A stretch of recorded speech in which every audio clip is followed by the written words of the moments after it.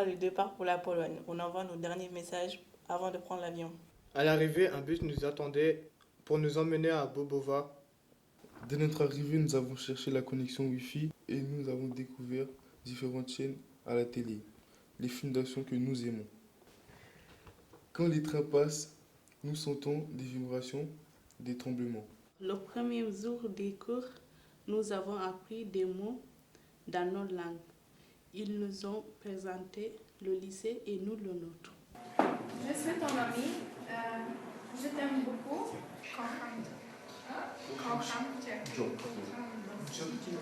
Santé, zdrowia. Dzień dobry. Dzień dobry. Ça va? Yatima. Dzień dobry. Nous avons participé à un cours d'anglais. Et un cours de hôtellerie et réservation de chambres. Et aussi un cours de biologie sur les rues internes. Ils nous ont fait une démonstration de barista. Nous avons cuisiné avec les Polonais. On a fait des groupes. Un groupe a commencé par la cuisine et l'autre par la décoration des tables. Nous avons réalisé en équipe un gâteau aux pommes, des crêpes, des sandwichs au thon, au poulet et une soupe au souffleur. Ils nous ont appris à faire des cocktails et des cappuccinos. C'était facile car ils nous ont bien expliqué. Après, on a goûté les cocktails. Une guide nous a emmenés visiter la ville de Bobova. Nous avons visité le musée de la dentelle de Bobova qui est connu dans toute l'Europe. Et aussi une vieille église catholique, Sainte-Sophie. Il y a une légende qui dit que si on tire la langue au tableau de Sainte-Sophie, notre langue va grossir et devenir toute bleue. On a visité aussi la synagogue. Nous avons vu des personnes qui étaient habillées en costume de chevalier pour nous commémorer la bataille de 1410. Les épées étaient très lourdes.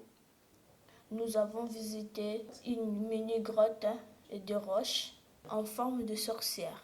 Nous avons aussi visité des musées. Nous avons découvert la nature, les animaux, les vieilles outils régionaux. Nous sommes montés dans une grande tour pour revoir le paysage.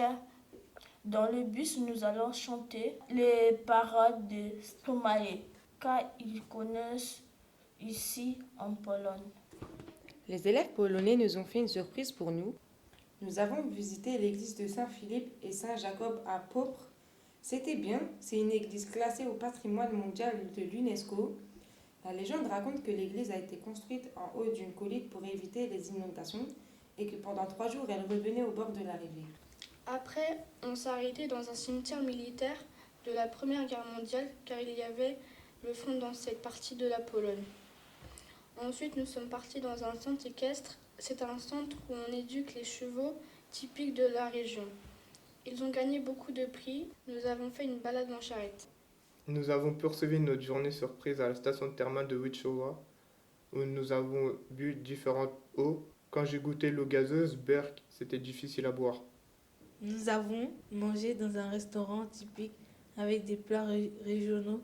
J'ai bien mangé au restaurant et c'était beau à l'intérieur car c'était tout en bois. Nous avons mangé dans des restaurants traditionnels. Il y avait de la soupe, des raviolis, des galettes et quenelles de pommes de terre. Nous sommes allés au mini-market pour retrouver des denrées pour cuisiner avec nos camarades. C'était difficile car on ne reconnaît pas tous les produits. Les soirs, on a été invités pour jouer au foot et au basket. C'était bien.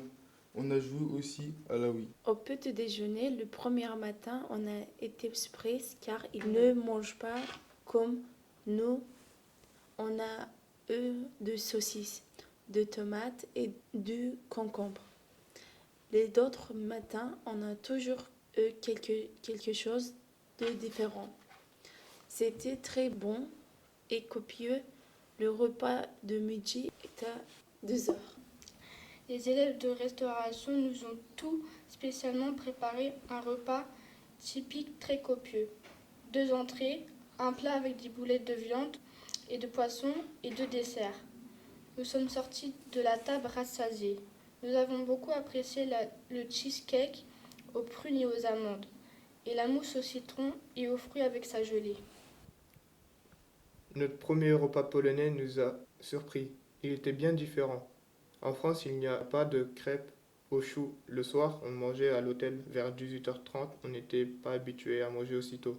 Un jour, nous avons eu des gaufres, comment elles étaient très bonnes. À Cracovie, au petit déjeuner, nous avons eu des crêpes, nous étions ravis. C'était une nouveauté. Cracow est une belle ville. Nous nous sommes bien adaptés, nous avons beaucoup marché. Nous avons découvert la place du Grand Marché. Nous avons acheté des œufs en bois peint, le château des anciens rois. Il y a beaucoup d'églises, 123. Nous en avons visité quelques-unes.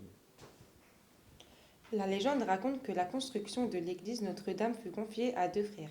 Chacun devant construire une tour, l'aîné a terminé en premier, et pour pas que son frère gagne, il le tue et rempli de remords, il se poignarde après. On a acheté du fromage typique et le pain typique aussi de Cracovie. Nous avons visité le quartier juif et on a fini la journée au shopping center. La mine de sel. Nous sommes allés à la mine de sel de Wilieska et nous avons descendu 318 marches. La légende dit qu'une princesse hongroise devait épouser un Polonais. Avant de quitter son pays, elle a fait tomber sa bague de fiançailles dans le puits d'une mine de sel sans faire exprès. Arrivés en Pologne après un long voyage, ils avaient soif. Donc la princesse a ordonné à un de ses serviteurs de creuser un trou pour trouver de l'eau. Le serviteur est tombé sur quelque chose de dur, c'était du sel, et dedans il y avait la bague. Ainsi la richesse est arrivée. Nous avons découvert la mine de sel, ses sculptures, les chapelles et les églises. On a vu une église où les Polonais peuvent se marier et célébrer les baptêmes. Dans la mine de sel, tout était en sel. Les plafonds, les murs, les sols, les statues, les escaliers. C'est un truc de ouf. C'est magnifique. Il y avait des statues de Jean-Paul II. Nous avons vu les chambres les plus importantes. Il y a 300 km de galeries. Nous en avons parcouru 1%. Nous avons mangé dans un restaurant avec le mur en sel, les chaises en bois et le fourchette en inox. Heureusement, pour remonter, il y avait un ascenseur. C'était la journée la plus dure car nous devions leur dire au revoir. Ils nous ont aidés à charger nos bagages dans le minibus. Puis on a fait une dernière photo et on leur a dit au revoir avec beaucoup d'émotion car il y avait beaucoup de complicité. On les connaît depuis 5 jours mais on a l'impression de les connaître depuis toujours. Au retour, on voulait plus partir.